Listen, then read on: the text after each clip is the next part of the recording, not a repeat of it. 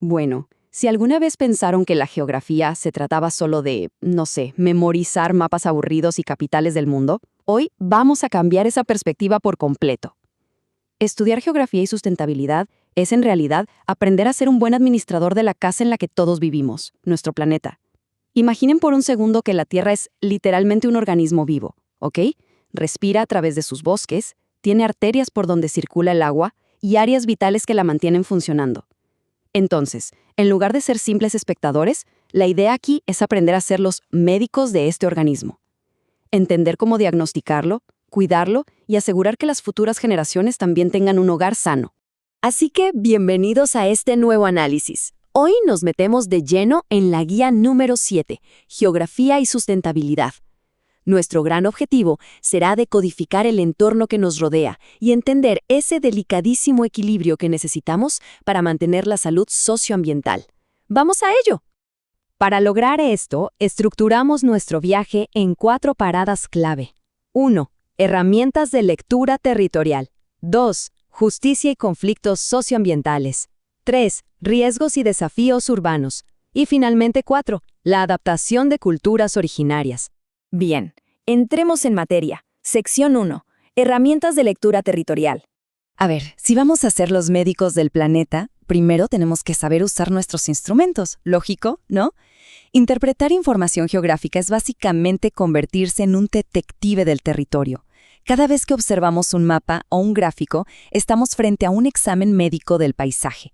Estas herramientas nos dan las pistas para descubrir problemas ocultos, entender cómo interactuamos con el espacio y evaluar la salud general de un lugar. Pero, ojo aquí, hay un error súper común: pensar que un mapa muestra absolutamente toda la realidad. Nada de eso. Cada representación tiene sus límites y nos muestra solo una cara de la moneda. Y hablando de representaciones, hablemos de una de las más geniales, las cartas topográficas. Para entender cómo funcionan las famosas curvas de nivel, hagamos un ejercicio mental súper rápido. Imaginen que construimos un cerro con plastilina. Ahora, tomamos un hilo y lo cortamos en rebanadas horizontales, como si fuera una torta. Si miramos esas rebanadas desde arriba y dibujamos el contorno de cada una en un papel, ¡listo! Ahí tienen sus curvas de nivel, así de simple. Estas líneas nos revelan el relieve. O sea, si están muy juntas, nos dicen que la pendiente es súper empinada, como una pared. Y si están separadas, es una pendiente suave. Literalmente una radiografía de nuestras montañas. Ahora, miremos al cielo un momento y despejemos uno de los mitos más persistentes. Es vital, de verdad vital, diferenciar entre el tiempo atmosférico y el clima. Son cosas distintas. El tiempo atmosférico es lo que está pasando hoy. Por ejemplo, que de la nada llueva un martes. Pero el clima es el promedio de esas condiciones durante muchísimos años. Es decir, un solo día de lluvia torrencial en el desierto no lo convierte mágicamente en una selva tropical. Su clima sigue siendo desértico. Entender esto es clave para no sacar conclusiones apresuradas sobre la salud de un lugar por un solo síntoma temporal. Y bueno, para medir este clima a largo plazo, usamos algo llamado climograma. Piénsenlo como el electrocardiograma del clima. Usando barras para las lluvias y líneas para las temperaturas, nos muestra el ritmo cardíaco de una región durante todo el año. Nos dice en qué meses el clima late con más fuerza por el calor o las tormentas y cuándo está en reposo. Gracias a este examen, podemos entender por qué ciertas actividades, como la agricultura, florecen en un valle central, pero son casi imposibles en zonas extremas. Nuestro último instrumento diagnóstico son las fotografías aéreas y satelitales. Imaginen que la Tierra se está tomando selfies desde el espacio. Son una maravilla porque nos dan una perspectiva de superhéroe, revelando patrones espaciales y problemas que, estando a nivel del suelo, jamás notaríamos. Al comparar imágenes de diferentes décadas, es como revisar los viejos álbumes de fotos de la familia. Podemos ver exactamente cómo envejece y se transforma el paisaje. Solo un pequeño detalle a recordar: estas imágenes no siempre son en vivo, a veces estamos viendo un reflejo de hace meses o años. Pasemos a la siguiente etapa. Sección 2. Justicia y conflictos socioambientales. Ok, una vez que sabemos cómo usar nuestras herramientas, es hora de examinar los síntomas sociales que afectan al territorio. Hablemos de la justicia socioambiental. Esto ocurre cuando todos los habitantes de un lugar tienen exactamente las mismas oportunidades de vivir en un ambiente sano y seguro. Imaginen un barrio. No tiene sentido ni es justo que solo algunas casas tengan parques hermosos y aire puro, mientras que otras, por falta de recursos, terminan al lado de una fábrica contaminante o un vertedero. La justicia socioambiental busca nivelar la cancha, asegurando que un ecosistema saludable no sea un lujo que dependa de la cuenta bancaria. Pero claro, cuando esta justicia falla, los síntomas aparecen rápidamente en nuestras ciudades. Las consecuencias de esta desigualdad urbana son como un efecto dominó. Hablamos de segregación socioespacial, de ciudades creciendo a lo loco sin planificación y de un déficit tremendo de servicios e infraestructura. Y aquí hay que derribar otro mito. Los problemas ambientales no nos afectan a todos por igual. Las estadísticas y la geografía son clarísimas en esto. Las comunidades más vulnerables casi siempre terminan absorbiendo la peor parte de la contaminación del aire, el ruido y los problemas de movilidad. Para ver esto en la práctica, miremos el cambio en el uso de suelo usando a la región de Valparaíso como ejemplo. Esto pasa cuando un terreno que históricamente era agrícola o bosque nativo empieza a ser devorado por zonas residenciales o industriales debido a la expansión de la ciudad. Es como tener una habitación en casa que siempre usamos para estudiar y poco a poco empezamos a meter cajas y muebles viejos hasta que ya no queda espacio ni para un libro. La presión inmobiliaria empuja las fronteras de la ciudad, transformando el paisaje rural para siempre y golpeando duro a la biodiversidad si no se hace con cuidado. Y eso nos lleva a nuestro siguiente tema, sección 3, riesgos y desafíos urbanos.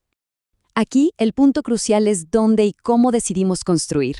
Literalmente, el lugar donde se levanta una ciudad puede ser la diferencia entre estar seguros o enfrentar un desastre. Geográficamente hablando, sabemos que estamos expuestos a amenazas naturales. Terremotos, tsunamis, aluviones, erupciones volcánicas son parte del planeta, no podemos apagarlos. Pero nuestra vulnerabilidad ante ellos sí es opcional. Elegir dónde construir es como elegir dónde armar una carpa para acampar. Nadie en su sano juicio armaría su carpa en el cauce de un río seco o bajo un árbol a punto de caer, ¿verdad? La planificación urbana preventiva es justamente eso, elegir un campamento seguro. Aterricemos esto con un caso real, la ciudad de Tocopilla. Al analizar lo que pasó ahí, vemos cómo la geografía actúa literalmente como medicina preventiva. Usando mapas topográficos y evaluando las cuencas, los planificadores pueden hacer una zonificación de riesgo. O sea, trazan líneas invisibles en el terreno que dicen, ok, aquí es seguro vivir y acá es demasiado peligroso por el riesgo de aluviones o sismos. En resumen, la geografía salva vidas al indicarnos dónde es inteligente construir y dónde no. Y bueno, más allá de la naturaleza, las ciudades también sufren enfermedades creadas por nosotros mismos cuando crecen rapidísimo y sin orden. Pensemos en una casa diseñada para 4 personas y de golpe metemos a 20 a vivir ahí. En poco tiempo colapsan los baños, no hay espacio y el ruido es insoportable. A las ciudades les pasa igual. Tráfico caótico, falta de vivienda, segregación urbana. Pero ojo, que quede muy claro. Estos problemas no son una condena inevitable. Con buena planificación y, sobre todo, con ciudadanos informados que participen, estas enfermedades urbanas se pueden diagnosticar y, lo más importante, se pueden curar. Y llegamos a nuestra última parada, sección 4, adaptación de culturas originarias. A veces, para encontrar la cura a nuestros problemas modernos de sustentabilidad, la mejor estrategia es mirar hacia el pasado, hacia los verdaderos pioneros del territorio. Piensen en estas culturas originarias como equipos de supervivencia de élite, súper especializados en su entorno. En medio del árido desierto, los atacameños armaron sistemas de riego y terrazas alucinantes. En los bosques templados, el pueblo mapuche desarrolló una agricultura que bailaba al ritmo de los ciclos de la tierra. Y allá en el extremo sur, en la Patagonia, los Selknam lograron una especialización para cazar y abrigarse que es simplemente asombrosa. Ellos no peleaban contra el entorno, leían sus señales y se adaptaban de forma magistral. Y aquí tenemos que frenar y desmentir de una vez ese viejo mito de que América era un continente vacío o salvaje antes de que llegaran los europeos. Falso. Estas primeras sociedades fueron pioneras absolutas. Impulsaron una verdadera revolución neolítica americana, domesticando plantas y creando asentamientos súper complejos. Lo que lograron fue una coevolución perfecta. La sociedad transformaba el ambiente para sobrevivir, claro, pero respetando sus límites. Dejaban que el ecosistema también dictara las reglas de cómo la cultura debía crecer. Por eso, cuando analizamos su conocimiento ecológico tradicional, nos damos cuenta de que no tenían absolutamente nada de primitivos. Usaban tecnologías y una capacidad de observación avanzadísimas. Nos demostraron, con éxito comprobado durante miles de años, que sí se puede modificar el ecosistema, sacar recursos y prosperar manteniéndolo sustentable a largo plazo.